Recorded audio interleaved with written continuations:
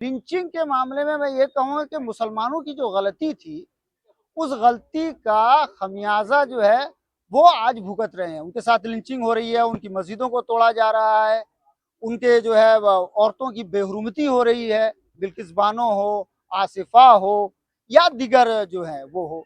तो ये सारी चीजें पहले से पेशगोई कर दी गई थी, यानी भविष्यवाणी कर दी गई थी, ये होनी है, जो आज तक होती आ रही है, फिर भी हम में चेतना नहीं आई है।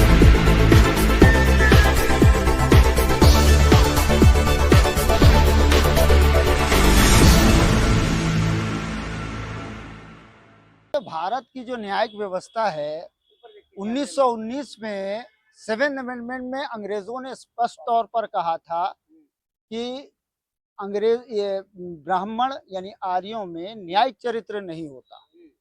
1947 के बाद पंडित जवाहरलाल नेहरू जब भारत के प्रधानमंत्री बने, तब उन्होंने हर जगह जो है ब्राह्मणों को घुसा दिया। जितने भी न्यायिक पद, कोई आधिकारिक पद थे, सब पर उन्होंने घुसाया, क्योंकि एक ब्राह्मण थे तो ब्राह्मणों को ही घुसाया। जिस कारण से भारत का जो पूरा सिस्टम था वो ब्राह्मणों के हाथ में आ गया, नॉट डायरेक्टली बट इनडायरेक्टली आ गया। क्योंकि पावर सेंटर में वो बैठ गया, तो कभी कम्युनिस्ट माइंड लेकर, कभी संसद ये संविधान को लेकर, कभी इस एंगल से, हर एंगल से धन तो उनके पास ही रहा, तो उसको लेकर जो सिस्टम बना दिया, उसमें जो है ब्राह्मणों के अलावा किसी और को यहाँ पे न्याय नहीं मिला। अब देखिए, ओबीसी यानी केलकर कमेटी की जो रिपोर्ट थी, उसको लाके 90s में वीपी सिंह ने लागू किया, चूंकि वो क्षत्रिय थे, ब्राह्मण नहीं थे, उन्होंने लागू किया। और जब भी इस पर कोई भी सरकार बैठी है जो लिबरल माइंड की या समाजवादी इसकी माइंड की रही है, उसने वो काम करने की कोशिश की है। बहरहाल मैं ये कह रहा था, लिंचिंग पर आपका सवाल था, तो लिंचिंग के मामले में मैं ये कहूँगा कि मुसलमानों की जो गलती थी, उस गलती का खमियाजा जो है वो आज भुगत रहे हैं। उनके साथ लिंचिंग हो रही है, उनकी मस्जिदों को तोड़ा जा रहा है, उनके जो है औरतों की बेहुरमती हो रही है, बिल्किस बानो हो, आसिफा हो या दिगर जो है वो हो। तो ये सारी चीजें पहले से पेशगोई कर दी गई थी, यानी भविष्यवाणी कर दी गई थी, ये होनी है, जो आज तक होती आ रही है, फिर भी हम में चेतना नहीं आई है, हम मुसलमानों में। जिस वजह से आज भी हम कभी कांग्रेस के पीछे भागते हैं, कभी समाजवादी के पीछे भागते हैं, 3% वाला जिसकी लीडरशिप कर रहा है, तो समाजवादी 8% वाला लीडरशिप कर रहा है। आप इतनी मुस्लिम महिलाओं का नाम ले रहे हैं, जी जी, लेकिन नाजिया इलाही खान बीजेपी की पदाधिकारी बन के बैठी हुई हैं। हाँ हाँ हाँ, प्रवक्ता बनी है शायद। तो एक तरह से तो आप बोल रहे हैं कि महिलाओं, मुस्लिम महिलाओं के ऊपर एट्रोसिटी हो रही है। जी जी दूसरी तरफ बीजेपी तो उनको सपोर्ट कर रही है, जी, प्रमोट कर रही ये है। इससे पहले एक ब्रह्म कन्या थी, नुपुर शर्मा, आप सबको याद होगा, कितनी महान थी, उसने पूरे 57 देशों को हिला दिया था, हैं? आपको याद होगा, जिसको ये सुप्रीम कोर्ट ने बस ऐसे ही करके रख दिया। तो मुझे लगता है नाजिया इलाही खान जो है, ये नुपुर शर्मा की बहन है। नुपुर शर्मा के पाप को छुपाने के लिए अब जो है नाजिया इलाही खान मुस्लिम नाम रख के आए हैं, जो इस्लाम के खिलाफ है, मुसलमानों के खिलाफ बोलती है। जो इनको बोलेंगी, गोबर खा के, गोमूत्र पी के कुछ भी बकवास कर देंगी, ये मैं खुले तौर पर कह रहा हूँ। तो उनकी बातों पर ज्यादा ध्यान न दिया जाए। तो ऐसे भाड़े के टट्टू बहुत सारे भाजपा में हैं, तो ये भी उनमें से एक है। अभी आप लिंचिंग की बात कर रहे थे, हाँ, जैसे गाजियाबाद में आर्यन मिश्रा को दो रक्षकों ने जी जी गोली जी मार जी दी। जी जी, कैसे नहीं देख रहे हैं? इसीलिए मैं देख रहा हूँ, क्योंकि यहाँ पर हम देखेंगे कि यहाँ पर एक ठाकुर यानी क्षत्रिय का राज है। जब हम जो ब्राह्मणों का एक ग्रंथ है उसको अध्ययन करते हैं, तो उसमें एक देवता का नाम आता है परशुराम, भगवान परशुराम, जो 21 बार क्षत्रियों को धरती से विहीन कर दिए थे। तो उसका बदला लेने के लिए जो योगी जी हैं, योगी जी जो हैं, योगी आदित्यनाथ जी, ठाकुर अजय सिंह बिष्ट, तो वो जो है बदला तो लेंगे भाई।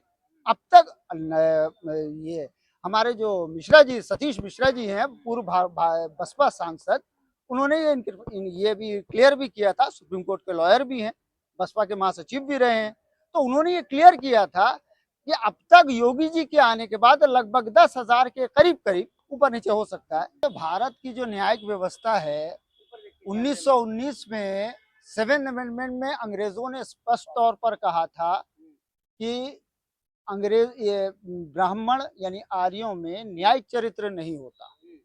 1947 के बाद पंडित जवाहरलाल नेहरू जब भारत के प्रधानमंत्री बने, तब उन्होंने हर जगह जो है ब्राह्मणों को घुसा दिया। जितने भी न्यायिक पद, कोई आधिकारिक पद थे, सब पर उन्होंने घुसाया, क्योंकि एक ब्राह्मण थे तो ब्राह्मणों को ही घुसाया।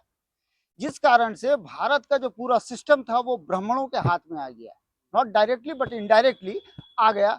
क्योंकि पावर सेंटर में वो बैठ गया, तो कभी कम्युनिस्ट माइंड लेकर, कभी संसद ये संविधान को लेकर, कभी इस एंगल से, हर एंगल से, धन तो उनके पास ही रहा, तो उसको लेकर जो सिस्टम बना दिया, उसमें जो है ब्राह्मणों के अलावा किसी और को यहाँ पे न्याय नहीं मिला। अब देखिए, ओबीसी यानी केलकर कमेटी की जो रिपोर्ट थी, उसको लाके 90s में वीपी सिंह ने लागू किया, चूंकि वो क्षत्रिय थे, ब्राह्मण नहीं थे, उन्होंने लागू किया।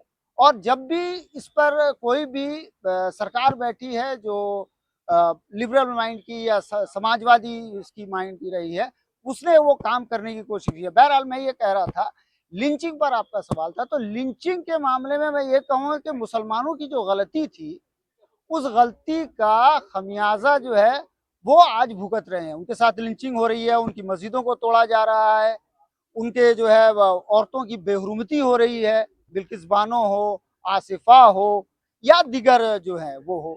तो ये सारी चीजें पहले से पेशगोई कर दी गई थी, यानी भविष्यवाणी कर दी गई थी, ये होनी है, जो आज तक होती आ रही है। फिर भी हम में चेतना नहीं आई है, हम मुसलमानों में, जिस वजह से आज भी हम कभी कांग्रेस के पीछे भागते हैं, कभी समाजवादी के पीछे भागते हैं। 3% वाला जिसकी लीडरशिप कर रहा है, तो समाजवादी 8% वाला लीडरशिप कर रहा है। आप इतनी मुस्लिम महिलाओं का नाम ले रहे हैं, जी जी, लेकिन नाजिया इलाही खान बीजेपी की पदाधिकारी बन के बैठी हुई हैं। हाँ हाँ हाँ, प्रवक्ता बनी है शायद। तो एक तरह से तो आप बोल रहे हैं कि महिलाओं, मुस्लिम महिलाओं के ऊपर एट्रोसिटी हो रही है। जी जी दूसरी तरफ बीजेपी तो उनको सपोर्ट कर रही है, जी, प्रमोट कर रही ये है। इससे पहले एक ब्रह्म कन्या थी, नुपुर शर्मा, आप सबको याद होगा, कितनी महान थी, उसने पूरे 57 देशों को हिला दिया था, हैं? आपको याद होगा, जिसको ये सुप्रीम कोर्ट ने बस ऐसे ही करके रख दिया। तो मुझे लगता है नाजिया इलाही खान जो है, ये नुपुर शर्मा की बहन है। नुपुर शर्मा के पाप को छुपाने के लिए अब जो है नाजिया इलाही खान मुस्लिम नाम रख के आए हैं, जो इस्लाम के खिलाफ है, मुसलमानों के खिलाफ बोलती है। जो इनको बोलेंगी, गोबर खा के, गोमूत्र पी के कुछ भी बकवास कर देंगी, ये मैं खुले तौर पर कह रहा हूँ। तो उनकी बातों पर ज्यादा ध्यान न दिया जाए। तो ऐसे भाड़े के टट्टू बहुत सारे भाजपा में हैं, तो ये भी उनमें से एक है। अभी आप लिंचिंग की बात कर रहे थे, हाँ। जैसे गाजियाबाद में आर्यन मिश्रा को 2 रक्षकों ने जी जी गोली जी मार जी दी जी है। जी, कैसे नहीं देख रहे हैं? इसीलिए मैं देख रहा हूँ, क्योंकि यहाँ पर हम देखेंगे कि यहाँ पर एक ठाकुर यानी क्षत्रिय का राज है। जब हम जो ब्राह्मणों का एक ग्रंथ है उसको अध्ययन करते हैं, तो उसमें एक देवता का नाम आता है परशुराम, भगवान परशुराम, जो 21 बार क्षत्रियों को धरती से विहीन कर दिए थे। तो उसका बदला लेने के लिए जो योगी जी हैं, योगी जी जो हैं, योगी आदित्यनाथ जी, ठाकुर अजय सिंह बिष्ट, तो वो जो है बदला तो लेंगे भाई। अब तक ये हमारे जो मिश्रा जी, सतीश मिश्रा जी हैं, पूर्व बसपा सांसद, उन्होंने ये भी क्लियर भी किया था, सुप्रीम कोर्ट के लॉयर भी हैं, बसपा के महासचिव भी रहे हैं, तो उन्होंने ये क्लियर किया था कि अब तक योगी जी के आने के बाद लगभग 10,000 के करीब करीब, ऊपर नीचे हो सकता है, ब्राह्मणों की हत्या हो गई, जिसमें दीक्षित माँ बेटी भी हैं जो अरे आर्यन मिश्रा को आर्यन खान समझ आ के रहा मारा हूँ गया। आ रहा हूँ मैं वहीं आ रहा हूँ। हाँ।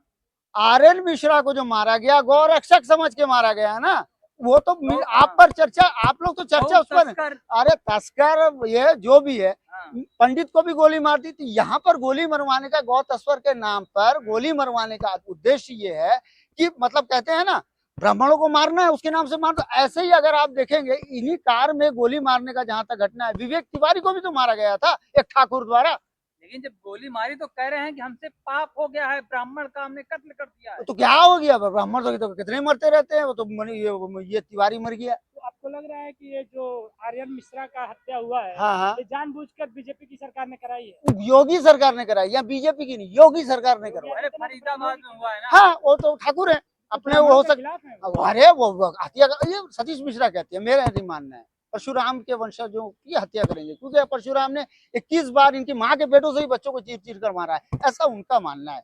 ये सच्चाई क्या है ये तो बेहतर कोई जाने। एक चरखी दादरी में जिस तरह से एक नवयुवक को पीट पीट के मार दिया गया, 2 मांस नहीं, मैंने तो कहा कि देखिए मुसलमान भारत में एक थर्ड क्लास सिटीजन बन चुका है। भारत एक थियोक्रेटिक हिंदू राष्ट्र बन चुका है, मतलब एक स्टेट बन चुका है, जहाँ पे सिर्फ ब्राह्मण और ब्राह्मणों के जो गुलाम हैं वो नंबर 1 में है, और उसके बाद जो ओबीसी, एससी, एसटी, बहुजन, बौद्ध, सिख, मुस्लिम, ये दूसरे जो कम्युनिटीज हैं एससी एसटी हैं, वो सारे के सारे सेकंड क्लास और थर्ड क्लास। मुसलमान तो थर्ड क्लास सिटीजन।